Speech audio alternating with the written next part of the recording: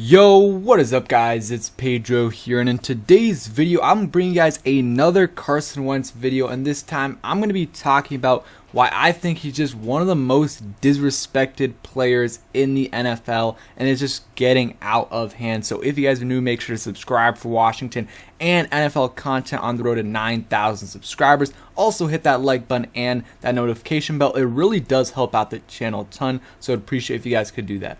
So I actually made a video very similar to this about 2 months ago. I just kept on seeing quarterback rankings with Carson Wentz like behind some guys like Marcus Mariota, Sam Darnold, or in that same kind of tier, and I just thought it was ridiculous. And you know, it's still happening a little bit, but the other day I saw one that I just thought was completely just an atrocious list, first of all, and second of all, Wentz was way too low. And you know, it's understandable. You know, Carson Wentz is on the Commanders, on Washington. You know, usually we're kind of one of the punching bags of the NFL. Also, you consider the end of his season last year didn't go well for him and his team, and then his owner just bashing him. Last year's owner bashing him the whole offseason really doesn't help the perception of him around the league, amongst fans, amongst everyone, and it leads to lists like this one where he's really low. So real quick, let's go through the list quickly. So like the top 5 isn't really anything really crazy. You got Mahomes, Herbert, Brady, like obviously Allen. No one expects, and I don't expect, someone to rank Wentz over any of these guys right here. Dak, I think, is way too high. I don't think he's better than Lamar. Definitely not better than Joe Burrow. I think Kyler Murray's too high. Like, in what world is Kyler Murray better than Matthew Stafford? There's no world where he's better than Matthew Stafford. I think Matt Ryan's way too high as well. I think Derek Carr is better than him. Trevor Lawrence, I think, eventually will definitely be in the top 14. Right now, though, he is not. Kirk Cousins could be a little bit higher. So, like, a lot of these, it is what it is. You see Mac Jones. A lot of quarterbacks in this range, I think Wentz is better than. Marcus Mariota, for sure. Baker Mayfield is debatable. I think he's better than Hurts, but that's debatable. Geno Smith, don't even get me started on that. Tua, Trey Lance, Jared Goff, Daniel Jones, and then Carson Wentz at 27 is just completely ridiculous. It's completely ridiculous. I understand that a touchdown to interception ratio can be a little bit misleading, right? But no one who has a 4-to-1 touchdown to interception ratio should be ranked past 24. There's no way Carson Wentz should be behind Daniel Jones. I think he's better than Jared Goff. Some people debate that. It's somewhat debatable. I just think he's better than Goff. Lance has played like a few games in the NFL. Like, Wentz is better than him right now. Same thing with Tua. Wentz is definitely better than Tua Tagovailoa. Wentz is way better than Geno Smith, who's been a backup for the last 5 years plus. Jalen Hurts, debatable, but the guy threw 16 touchdowns, 11 interceptions last year, something like that. He is a very good mobile quarterback, but I would have Wentz over him. Baker, debatable. Last year, for sure, Wentz was better than him. You can kind of question maybe he was injured and that really affected his play, so that's debatable. Marcus Mariota, Wentz is way better than him, and Marcus Mariota is way too high on this list. Mac Jones, debatable. Winston, all these guys up here are kind of debatable. I think Wentz is he's better than Lawrence. I think Wentz is kind of in that 16 to 20, 21, 22 range. I could see him in that range. But after that, there's no reason he should be that low. And let's read his reasoning.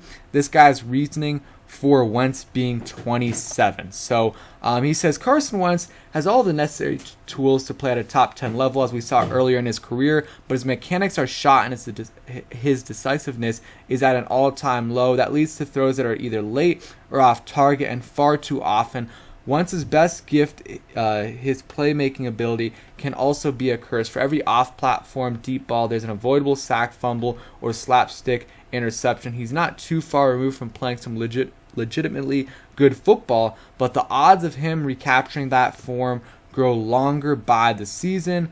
Talks about his best strength, his arm talent, biggest weaknesses. It is what it is, but you look and it's funny. You look at his his stats: 27 touchdowns, 7 interceptions, like 3,007, almost 3,600 yards, 6.9 yards per attempt, 95 passer rating, and then you look at like even the advanced stats. They have him ranked at 17, 19 at 26. You average that out, like I'm not doing the math, actually calculating it out, but that's probably around 23, 22, and he's ranked at 27.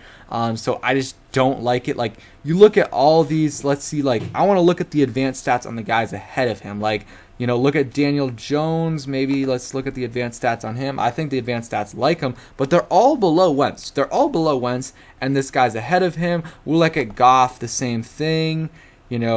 All of them basically, except for this last one, are, below what Wentz is. And you look at all these guys, it's the same thing.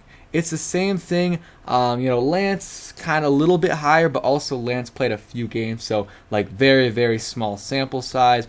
You look at Tua, also smaller sample size, ranked actually a little bit higher in terms of the advanced stats, but the normal stats way, way, way lower than Carson Wentz. So that's just kind of my point about, like, I just don't like this list at all. I don't like this list at all. Having guys like Geno Smith, Marcus Mariota, and other Daniel Jones ahead of Wentz is just ridiculous. It's just ridiculous.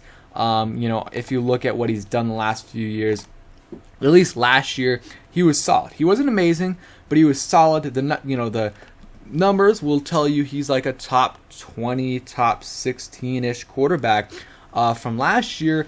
But, he wasn't clutch at some times. But you look at his weapons. Like, I think his weapons this year are much, much better. And some of these lists project, like, there's no way you would think Trevor Lawrence last year was the 14th best QB in the league. So they're doing a little bit of a projection. And if you look at the Commanders' weapons, I think they're better. The offense as a whole is better than what Carson Wentz had with the Colts last year. The receivers, not even a debate. You got Terry better than Michael Pittman. You got Jahan, who will probably be a little bit worse than Michael Pittman, but could be, comparable to him this year in terms of the production. You got Curtis Samuel, better than any other receiver on their roster. And then, their number 2 is probably comparable to, like, Cam Sims or, De'Ami Brown. Like, they have a bunch of young guys like Paris Campbell, what's the guy's name? Alec Pierce, but we'll see what they end up doing. So Wentz had a good year in 2021.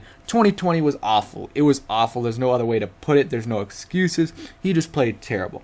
Every other year, though, besides his rookie year, which you do get an excuse for, he played well. 2017, we know the deal, was an MVP player before, was probably the MVP frontrunner before he got hurt. And then the next year, played only 11 games, but in those games played really, really well. And then 2019 also played well, kind of carried the Eagles on his back to the playoffs. Like, that's what we don't even need 2017 Wentz. Give me 2017 or 2019 Wentz, and I feel really, really good about how things are. And then obviously 2020 was a disappointing, but I just think, was a disappointing year. I just think that, he just gets so disrespected by fans when they're ranking him. They have him like super, super low. They, when they talk about Wentz, they talk about him like he's a trash quarterback. He might, at worst, he's below average. At worst, he's like in the low 20s, like 20 to 24 at worst. But like, I think that over, like, last year, he was probably, if I had to rank him, probably in the 18, maybe 16 to 19, 20 range. Like, he's better than most of these guys here. Tua, definitely. Talk about all these guys. I think he's better than Baker's debatable. And then you get into this range, and that's when it's debatable. Winston is debatable. Tannehill's also debatable. And then after that, like, Cousins is better. He's better than Trevor, though. And then, the rest, like, after this, you're not really going to get Wentz is better than any of these guys, maybe Matt Ryan, but that is really it. So I know this is a different video and it's a little off topic because we're playing a game this week, but I just couldn't take it anymore, so I want to post a video on that. Friday we'll probably have a final injury update video, and then we'll either have a stream or something for the for preview. So thank you guys for watching. Hope you guys did enjoy the video. If you did, hit that like button, subscribe if you guys are new, and peace.